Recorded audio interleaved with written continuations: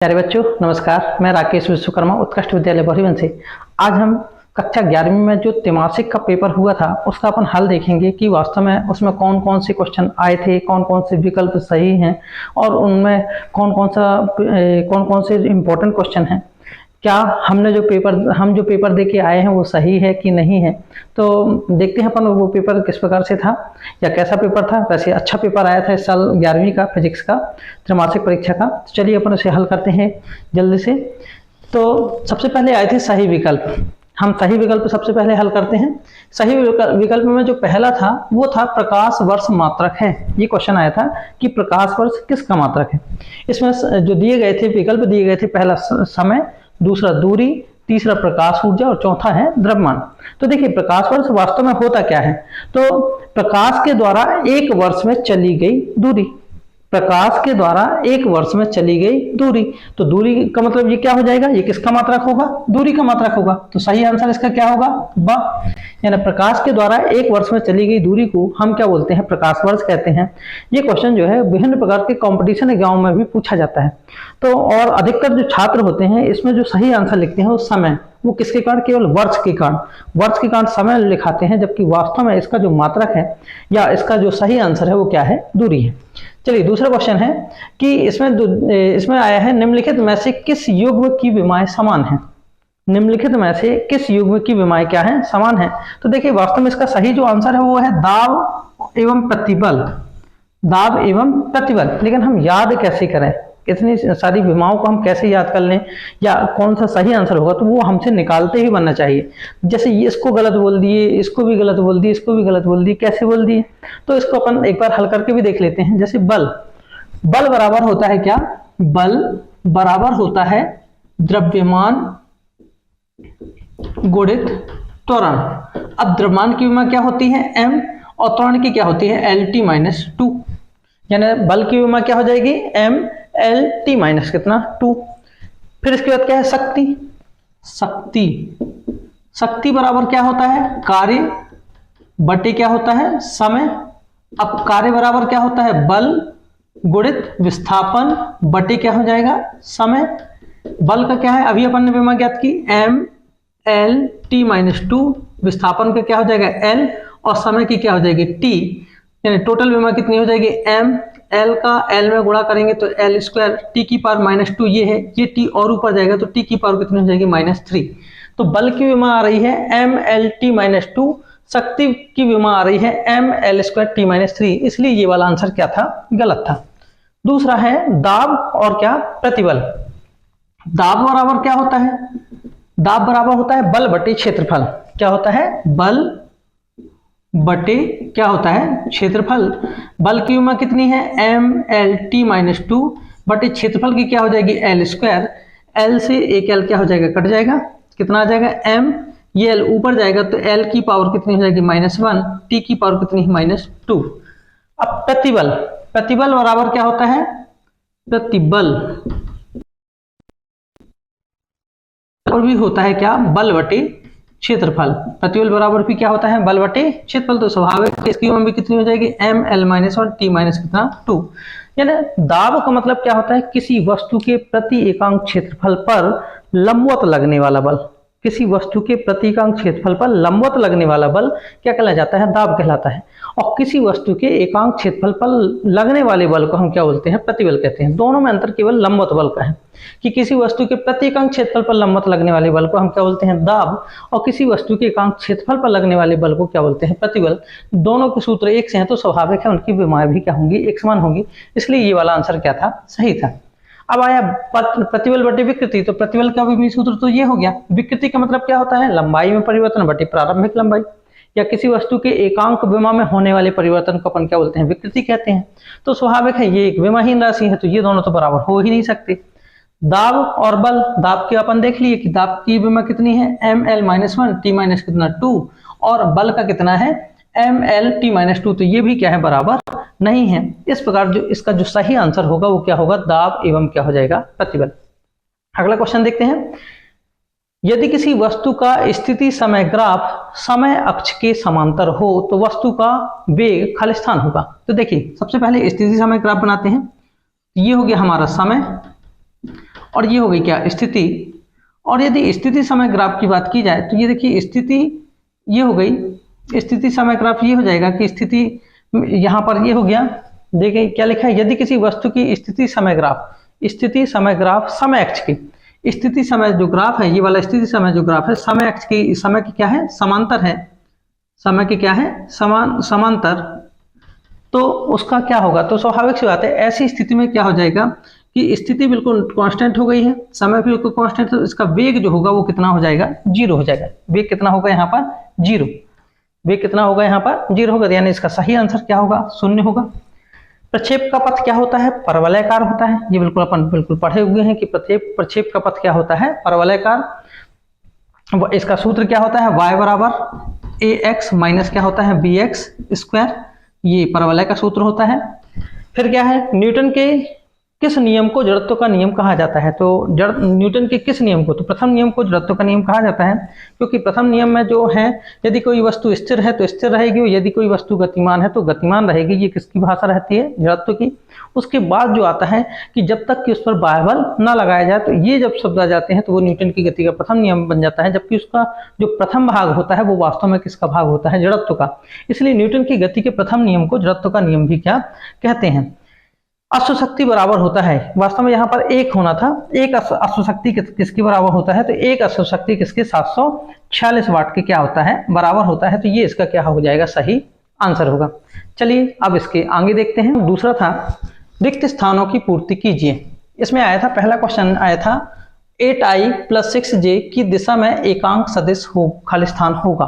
तो एकांक सदिश का सूत्र क्या होता है, वही सदिश, जैसे a का एकांक सदिश ज्ञात करना है तो वही सदिश बटे वही सदिश का क्या होता है, मॉड, वही सदिश बटे वही सदिश का मॉड, यानी कितना हो जाएगा यहाँ पर, बराबर 8i + 6j अपान कितना हो जाएगा, अंडर रूट, मॉड का मतलब क्या हो जाएगा, i के गुणांक का वर्ग यानी 8 का वर्ग धन j के गुणांक का वर्ग यानी 6 का वर्ग, बराबर कितना हो जाएगा 8i + 6j बटे कितना हो जाएगा, अंडर रूट 8 का वर्ग कितना हो जाएगा 64 और 6 का वर्ग कितना हो जाएगा 36, बराबर कितना हो जाएगा 8i + 6j बटे कितना हो जाएगा 36 और 64 कितना 100 का वर्गमूल कितना होता है 10। तो आंसर कितना होगा इसका 8i + 6j अपान कितना 10। फिर किसी पिंड के खालिस्थान परिवर्तन की दर उस पर आरोपित बल के समानुपाती होता है। यह न्यूटन की गति का द्वितीय नियम है। किसी वस्तु के संवेग यानी p परिवर्तन अर्थात d की दर अर्थात dt उस पर लगाए गए बल के क्या होती है, अनुक्रमानुपाती होती है। तो यहां पर क्या आएगा, संवेग है, संवेग। फिर कार्य कौन सी राशि है, अदिश। कौन सी राशि है, अदिश। किसी भौतिकी में कार्य का होना तभी पाया जाता है जब किसी वस्तु पर बल लगाया जाए तो उसमें क्या हो, विस्थापन हो। ये कौन सी राशि मानी गई है, अदिश राशि। घर्षण सतहों के क्षेत्र से स्वतंत्र होता है। सतहों के क्षेत्र से क्या होता है, स्वतंत्र होता है। दो लंब सदिशों का अदिश गुणनफल खालिस्थान होगा। तो लंब सदिश है, जैसे a सदिश डॉट b सदिश बराबर mod a into mod b into कितना होता है cos थीटा। थीटा बराबर यदि दोनों सदिश क्या हो, परस्पर लंबवत हो, तो थीटा बराबर कितना हो जाएगा 90। तो a सदिश डॉट b सदिश बराबर mod a mod b into कितना हो जाएगा cos 90। cos 90 का मान कितना होता है 0, तो mod a into mod b into कितना हो जाएगा 0 बराबर टोटल क्या कर देगा 0, अर्थात a सदिश जो अदिश गुणनफल है वो कितना हो जाएगा यहाँ पर 0 हो गया, शून्य होगा। वृत्ति गति वास्तव में क्या है, द्विविमीय गति है। वृत्ति गति क्या है, द्विविमीय गति। तो यहाँ पर अपन लिख सकते हैं द्विविमीय गति। वृत्ति गति द्विविमीय क्या होती है, गति होती है। चलिए अपन इसका अगला तीसरा सही जोड़ी देखते हैं। सही जोड़ी क्या क्या है, जैसे बल बराबर क्या होता है, द्रव्यमान। बल बराबर द्रव्यमान गुणित त्वरण। अब द्रव्यमान का कितना होता है m और त्वरण का क्या होता है LT-2। हम देखते हैं MLT-2 कहाँ पर है, ये है। तो पहले का आंसर क्या हो जाएगा MLT-2 यानी बल का ये वाला सही आंसर होगा। दूसरा क्या है, संवेग बराबर क्या होता है, संवेग बराबर द्रव्यमान गुणित वेग, द्रव्यमान गुणित वेग, द्रव्यमान का विमीय सूत्र क्या होगा m, और वेग का क्या हो जाएगा LT-1। देखते हैं MLT-1 कहाँ है, ये है, यानी संवेग का दूसरे का आंसर ये वाला होगा। तीसरा और चौथा भी अपन रहने देते हैं। गुरुत्वीय त्वरण का देखते हैं। त्वरण बराबर क्या होता है, वेग परिवर्तन की दर। तो त्वरण का जो विमीय सूत्र होता है वो LT-2 होता है। क्योंकि यदि m नहीं है तो m की पावर कितनी हो जाएगी 0, यानी ये हो जाएगा यहाँ पर पांचवें का आंसर हो जाएगा m0, LT- कितना हो जाएगा 2। इसके बाद है सार्वत्रिक गुरुत्वीय नियतांक। तो ये गुरुत्वाकर्षण नियम से हम जानते हैं कि F बराबर होता है कैपिटल G m1 m2 अपान कितना r²। तो G बराबर कितना हो जाएगा, इसका यहाँ गुणा कर देते हैं। तो G बराबर F r² बटे कितना हो जाएगा m1 m2। अब G बराबर बल का अपन ज्ञात ही कर चुके हैं, कितना है mLT-2, दूरी का क्या हो जाएगा L² बटे द्रव्यमान का कितना होगा m, ये वाली द्रव्यमान का भी कितना होगा m से m कट जाएगा, एक m ऊपर आएगा तो m की पावर -1, l की पावर 1 और l की पावर 2 कितनी हो जाएगी l की पावर 3, t की पावर कितनी -2। देखते हैं यहाँ पर कहाँ है m-1 l की पावर 3 और t की पावर -2। तो ये किसका आंसर हो जाएगा, छठवें नंबर का, यानी सार्वत्रिक गुरुत्वीय नियतांक का। अब ये दोनों बचे। तो हम जानते हैं गति का जो प्रथम नियम है, गति का जो प्रथम नियम है वो होता है बल बराबर द्रव्यमान गुणित त्वरण, F बराबर ma। तो ये हो गया किसका, 4 का। तो स्वाभाविक सी बात है गति का पहला नियम का क्या होगा, तीसरे का, a बराबर कितना हो जाएगा 0। इस प्रकार बल का विमीय सूत्र कितना होता है mLT-2। संवेग का सही आंसर क्या होगा mLT-1। गति का प्रथम नियम का क्या हो जाएगा a बराबर 0, त्वरण इक्वल टू कितना हो जाएगा 0। गति का प्रथम नियम का कितना होगा F बराबर ma। गुरुत्वीय त्वरण का कितना हो जाएगा m0 LT- कितना 2, और सार्वत्रिक गुरुत्वीय नियतांक कितना आ जाएगा m-1 l की पावर 3 t की पावर कितना -2। इस तरह हम सही जोड़ी भी हल कर सकते हैं। अगला जो आया था, एक वाक्य में उत्तर दीजिए। इसमें पहला जो था, एक ऐसी भौतिक राशि का नाम लिखें जिसका मात्रक है लेकिन विमा नहीं है। तो वह जो राशि है वह कौन सी है, कोण। क्या है, कोण। कोण का जो मात्रक है, कोण का मात्रक होता है रेडियन। क्या होता है, रेडियन। लेकिन यदि इसकी विमाएं ज्ञात की जाए तो कोण होता है चाप बटे त्रिज्या। चाप का क्या होगा चाप का क्या हो जाएगा l, और त्रिज्या का भी क्या होगा l, दोनों कट जाएंगे, यानी m0 l0 t कितना 0। अर्थात ऐसी भौतिक राशि का नाम क्या है, कोण है, जिसका क्या है मात्रक तो है, मात्रक क्या है इसका रेडियन है, लेकिन इसकी विमा नहीं है। तो वास्तव में इसकी विमा नहीं होती, यह एक विमाहीन राशि है। इसकी जो विमा होती है m0 l0 कितनी होती है t0। अगला है, समान गति में त्वरण का मान क्या होता है। जब स्वाभाविक है, त्वरण का मतलब होता है वेग परिवर्तन की दर। जब उसकी गति ही नहीं बदल रही है तो स्वाभाविक है उसकी त्वरण का मान क्या हो जाएगा, 0 हो जाएगा। क्या हो जाएगा, 0। इकाई सदिश क्या होता है, इकाई सदिश वह सदिश है जिसका मान कितना होता है 1। इकाई सदिश वह सदिश है जिसका मान कितना होता है 1 होता हो, उसे अपन इकाई सदिश कहते हैं। सीमांत घर्षण क्या है, तो स्थैतिक घर्षण के उस अधिकतम मान को जिससे यदि थोड़ी सा और बल लगाया जाए तो वस्तु ठीक सरकने की स्थिति में आ जाती है, उसे अपन क्या कह देते हैं, सीमांत घर्षण कह देते हैं। तो स्थैतिक घर्षण के उस अधिकतम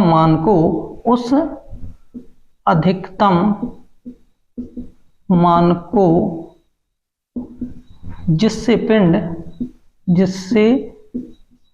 पिंड या वस्तु ठीक सरकने की स्थिति में आ जाता है,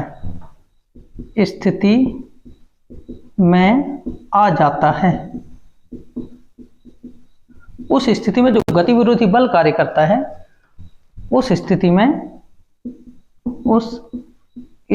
में लगने वाले गति विरोधी बल को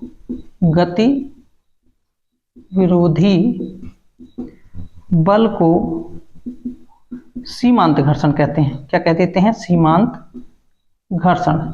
यानी ये कोई वस्तु है यहाँ पर रखी हुई है, यहाँ से उठाते जाए, एक स्थिति ऐसी आएगी कि ये ठीक से रखने की स्थिति में क्या आ जाएगी, तो ये जो गति विरोधी बल कार्य करने लगता है उसे ही अपन क्या कह देते हैं, सीमांत घर्षण।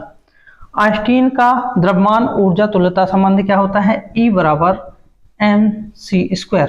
क्या होता है, E बराबर mc²। चलिए इसके बाद अगला हम देखते हैं विकल्प। इसमें पांचवा क्वेश्चन था सत्य असत्य, यानी निम्नलिखित कथनों के लिए सत्य तथा असत्य लिखें। देखिए देखते हैं अपन इसमें। प्रक्षेप गति 45 प्लस थीटा तथा 45 माइनस थीटा पर क्षैतिज परास समान होती है। तो हम जानते हैं कि क्षैतिज परास में जो किसी वस्तु की अधिकतम जो क्षैतिज परास होती है वो 45 अंश होती है। कितने अंश होती है, 45 अंश। तो 45 अंश पर किसी वस्तु की अधिकतम क्षैतिज परास होती है ना। यदि किसी वस्तु को 45 डिग्री से फेंका जाए तो अधिकतम क्षैतिज दूरी तय करती है, ये वाली दूरी अधिकतम क्षैतिज दूरी। यदि इससे कम की जाए तो उसकी दूरी क्या हो जाएगी, घट जाएगी, और अधिकतम भी कर दी जाए दूरी क्या हो जाएगी, घट जाएगी। क्योंकि उतना कोण इसमें कम हो रहा है उतना कोण इसमें बढ़ रहा है, तो उसकी क्षैतिज परास क्या हो जाएगी, एक समान होगी। अर्थात यह आंसर क्या है, सत्य है। क्या है यहाँ पर, सत्य, सत्य। फिर इसके पश्चात वृत्तीय गति समान गति है, ये भी क्या है, सत्य है।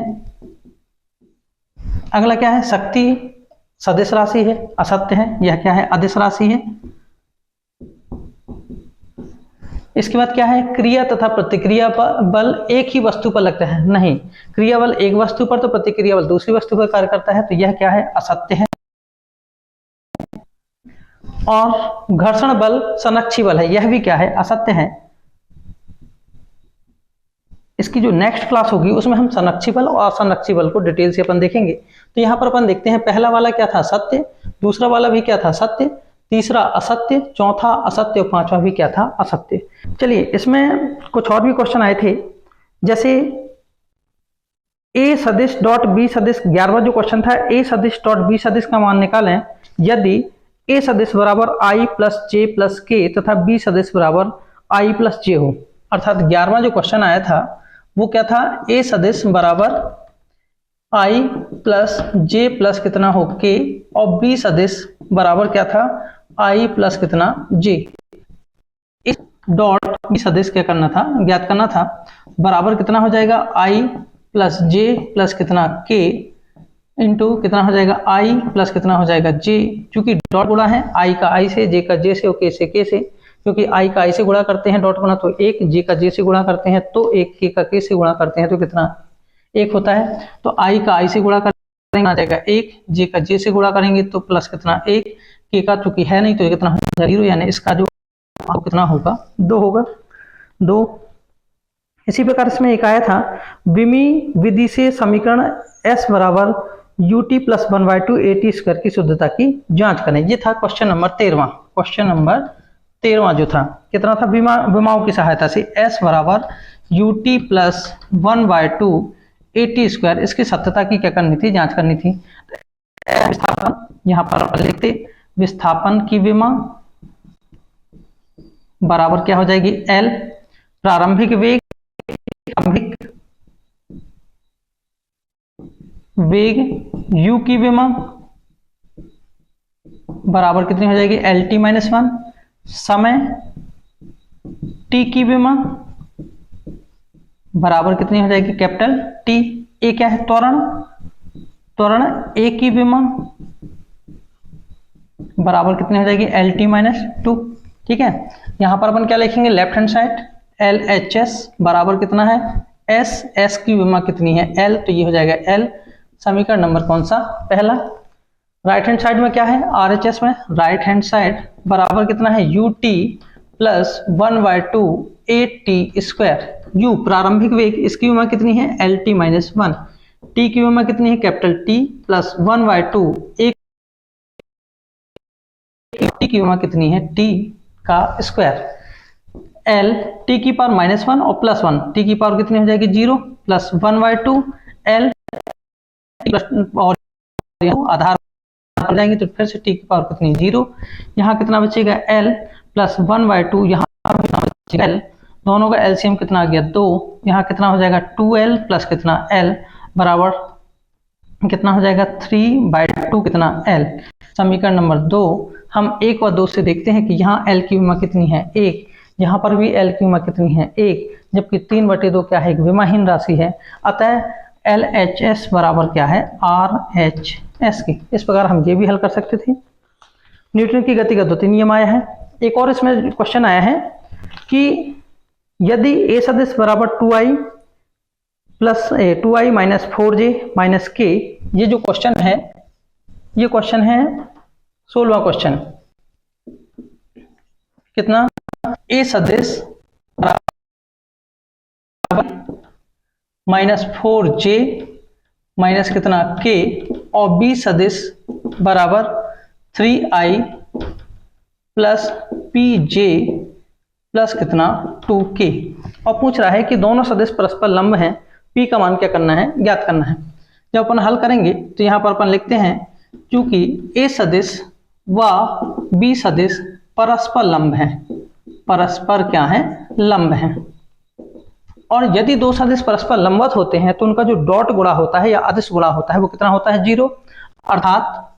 अर्थात हम कह सकते हैं कि a सदिश डॉट b सदिश बराबर कितना होना चाहिए, 0 होना चाहिए।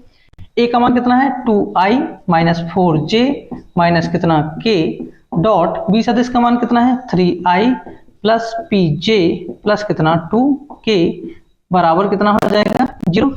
अदिश गुणा है, इसमें कैसे गुणा करते हैं, i का i से, j का j से और k का k से। तो 2 का गुणा 3 से करेंगे कितना आ जाएगा 6, धन ऋण का ऋण, 4 का गुणा p से करेंगे तो कितना हो जाएगा 4p प्लस माइनस प्लस का क्या हो जाएगा माइनस, यहाँ पर कितना हो जाएगा कितना 2 इक्वल टू कितना हो जाएगा 0। 6 में से 2 घटाएंगे कितना आ जाएगा 4 माइनस 4p इक्वल टू कितना हो जाएगा 0 माइनस 4p, ये सट जाएगा तो माइनस कितना 4, p बराबर कितना हो जाएगा -4 अपान -4 बराबर कितना हो जाएगा 1। अर्थात यहाँ पर p बराबर कितना होगा 1 होगा।